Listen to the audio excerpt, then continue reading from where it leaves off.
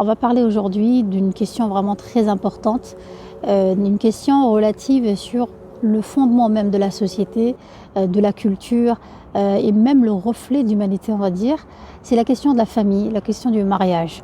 Donc il y a une étape avant de fonder une famille qui est beaucoup négligée. Cette étape est composée de 3 choses indispensables avant de franchir ce pas. Le mariage est une entité familiale créée sur des valeurs, sur de l'engagement et parfois sur des sacrifices.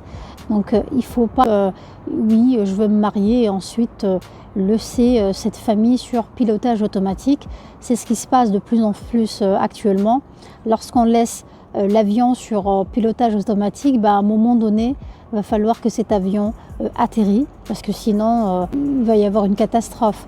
Donc il faut dans ce cas-là prendre de l'engagement. C'est un travail continuel, quotidien, quoi. Avant de t'engager dans une relation de couple, de mariage, avant de fonder une famille, premièrement, connais-toi toi-même.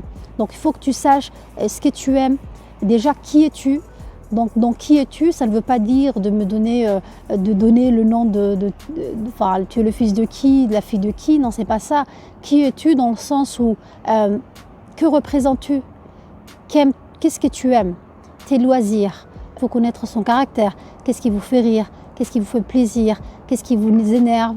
Qu'est-ce qui vous donne envie de vous engager dans X ou Y? Lorsqu'on connaît ce qu'on aime, le genre de film, le genre de bouquin, lorsque vous connaissez votre potentiel, vos limites, lorsque vous savez ce que vous aimez faire comme job, lorsque vous êtes une personne accomplie, et vous aurez une facilité à communiquer avec l'autre. Donc premièrement, connais-toi toi-même parce que quand tu te connais, tu auras une facilité à partager avec l'autre. Mais si tu ne te connais pas tant que ça, tu auras du mal à t'ouvrir, à partager, à vivre pleinement pour toi déjà et aussi avec l'autre. Deuxième chose à faire avant de s'engager dans une relation de couple ou avant de fonder une famille, c'est de pouvoir déjà connaître sur le sujet.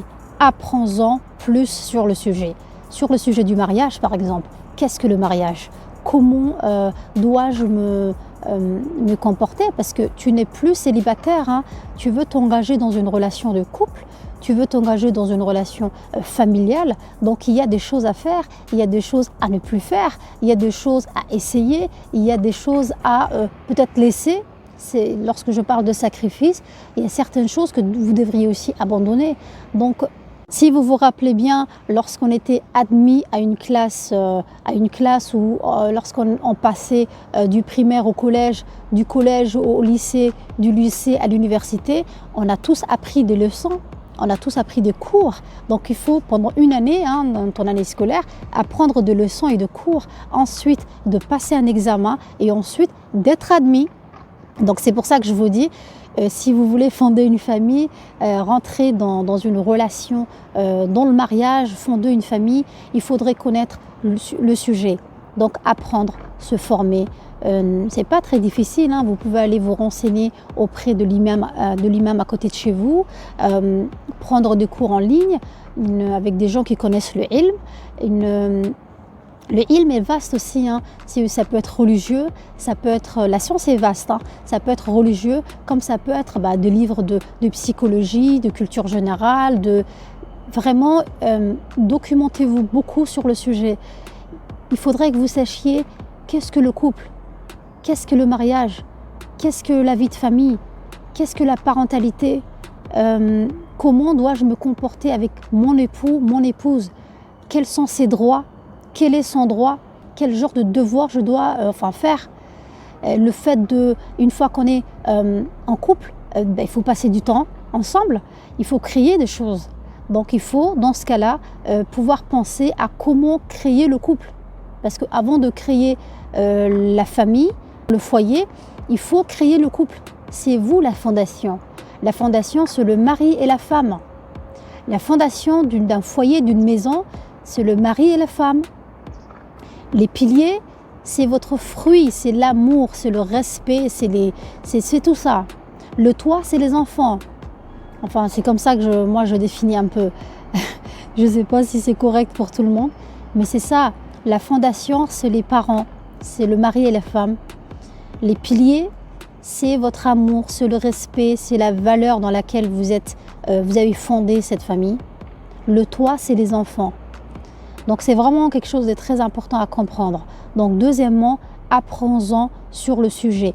Tant que tu ne connais pas la question du mariage, la question du couple, c'est que tu dois faire, c'est qu'il faut faire, c'est qu'il faut peut-être délaisser parce que ce n'est pas la peine. Au nom de votre amour, au nom du mariage, du foyer, des enfants, il y a certaines choses qui vraiment servent à rien, que tu dois laisser. Mais pour ça, il faudrait se documenter. Fonder une famille, il faut de la discipline, il faut de l'amour, il faut du respect, il faut de l'engagement, de l'effort, du sacrifice. Donc deuxièmement, apprends-en sur le sujet. Troisièmement, définir votre vie à deux, c'est-à-dire que vous allez définir ce que vous allez cultiver ensemble. Avant de franchir le pas du mariage, on sait tous que les gens se rencontrent. Donc oui, les deux personnes qui ont envie de se marier vont se rencontrer, ils vont discuter de leur centre d'intérêt, ils vont discuter de ce qu'ils pourraient partager ensemble, ils vont discuter de comment fonder leur famille, ils vont discuter de peut-être de l'attente de l'un et l'autre, ils vont discuter de comment se compléter, etc. Mais tout ça n'est pas mal, c'est bien. Il faut parler, discuter, de se mettre d'accord sur ce que vous allez cultiver ensemble plus tard. Et d'ailleurs, c'est cette troisième partie, c'est de ça que j'ai envie de vous parler, définir votre vie à deux. Mais malheureusement, les gens définissent leur vie à deux sur du mensonge, sur des promesses qu'ils ne peuvent pas tenir. Tout ça pourquoi? Juste pour avoir la personne en fait. Mais il faut impressionner sur des choses que vous avez vécues, il faut impressionner sur des choses vraies. Il faut être honnête l'un envers l'autre. Si déjà, sur cette définition de ce que vous allez cultiver ensemble, tout est faussé, que pensez-vous de ce qui va se passer pendant le mariage? Donc, moi, ce que j'aimerais vraiment accentuer dans cette partie de la vidéo, c'est lorsqu'il y a une rencontre entre deux personnes, d'être honnête l'un envers l'autre, de ne pas se mentir, de ne pas se vendre des rêves, de ne pas se donner des fausses promesses, de parler de l'essentiel, de vérité, d'honnêteté, d'effort, de partage. Si vous avez des lacunes, il n'y a pas de problème, parlez-en. Si vous avez vraiment des choses que vous ne connaissez pas, dites-le. Par exemple, si vous avez un tempérament de feu, il faut en parler. La personne au moins saura comment s'exprimer lorsqu'elle vous parle. Elle vous parlera peut-être calmement, elle essaiera de trouver peut-être le bon moment à vous parler, etc. Mais il ne faut pas se vendre des rêves.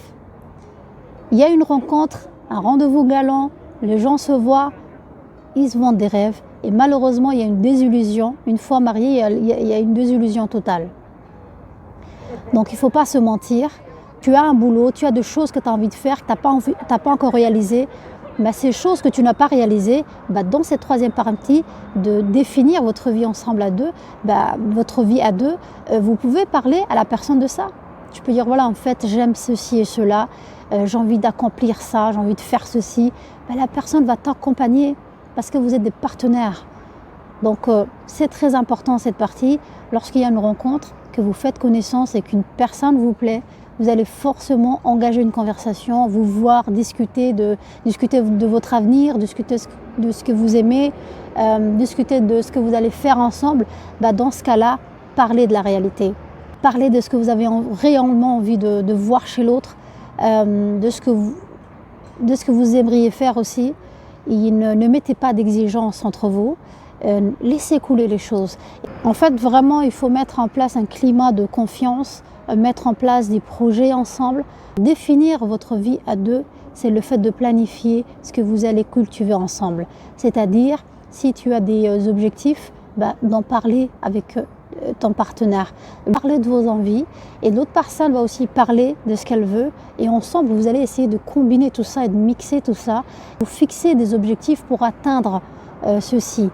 Chaque personne peut atteindre son objectif seule, mais sachez que ici vous êtes des partenaires, vous êtes un couple et vous aurez forcément besoin d'une personne qui vous tire, qui vous conseille, qui vous tire vers l'avant, qui vous conseille, qui vous épaule, une oreille attentive. Il faut savoir que la vie, tout n'est pas rose dans la vie. Il y a les aléas de la vie et vous aurez beaucoup besoin d'une personne qui vous conseille, qui vous aide, qui vous tire vers l'avant. Donc parlez de tout votre projet avec la personne, parlez de ce que vous voulez faire dans 10 ans, dans 5 ans, dans 2 ans. Planifiez tout ensemble. Vous allez vivre durant les premières années du mariage des choses que vous avez planifiées l'étape avant le mariage. C'est pour ça que je vous dis dans cette troisième partie, définissez votre vie à deux. Parlez de votre voyage aussi. Si vous avez envie de faire le tour du monde, d'inviter votre partenaire à lui dire écoute, moi j'aimerais bien voir tel pays, on va le programmer, on va aller ensemble. J'ai envie d'avoir des enfants, j'ai envie de monter une entreprise, j'ai envie de ceci et de cela. Parlez à cœur ouvert, mettez en place tout ça et vivez ça pendant le mariage. Alors, avant de clôturer la vidéo, j'ai envie de citer quelque chose de très important. C'est qu'en fait, dans un mariage, un couple, il évolue. Donc, s'il arrive que ce que vous avez prévu de faire ensemble et de vivre ensemble, l'un de vous ne soit plus motivé à le faire ou n'ait plus envie de faire, ça peut être une carrière professionnelle. Si la personne voulait monter une entreprise et que finalement c'est pas ça qui l'intéresse et qu'il veut devenir écrivain ou acteur de théâtre, etc. Là, la personne peut changer d'avis. S'il y a des choses que vous avez conclu de faire à deux et que en fait après 6 ou 7 ans de mariage, ce truc ne vous dit pas grand chose, pas de panique. Pas de panique parce que un couple, ça évolue dans un mariage. Qu'il y ait de légères modifications sur ce que vous avez prévu de vivre ensemble, il n'y a pas de problème, ça arrive. Mais dans ce cas-là, il faut engager la conversation. Il faut faire comprendre à la personne. Cette personne, elle voit d'un angle les choses, lui montrer sous un autre angle. Et lorsqu'on veut changer d'avis sur quelque chose, il ne faut pas complètement le supprimer de la liste. Non, il faut toujours une alternative. Quand vous voulez dire à une personne, écoute, ceci ne m'intéresse plus, j'aimerais bien faire autre chose, de pas dire à la personne, en fait, on va laisser tomber, quoi. Non, tu lui dis, en fait, ça m'intéresse plus, mais qu'est-ce que tu en dis si on faisait ceci et cela? Il faut toujours une alternative. Et cette alternative doit être meilleure que la précédente. Voilà, attention, attention, attention. Si vous voulez changer d'avis sur quelque chose, ne le supprimez pas de la liste complètement, remplacez-le, mais il faut que cette chose soit quelque chose de meilleur. L'essentiel à retenir dans cette vidéo, c'est avant de fonder une famille, avant de vous marier, premièrement, connais-toi toi-même. Deuxièmement, apprends-en sur le sujet du mariage, du couple, de la parentalité, du droit et des devoirs de chacun. Troisièmement, définir votre vie à deux. Inch'Allah à tous, je vous souhaite beaucoup de baraka, beaucoup de bonheur.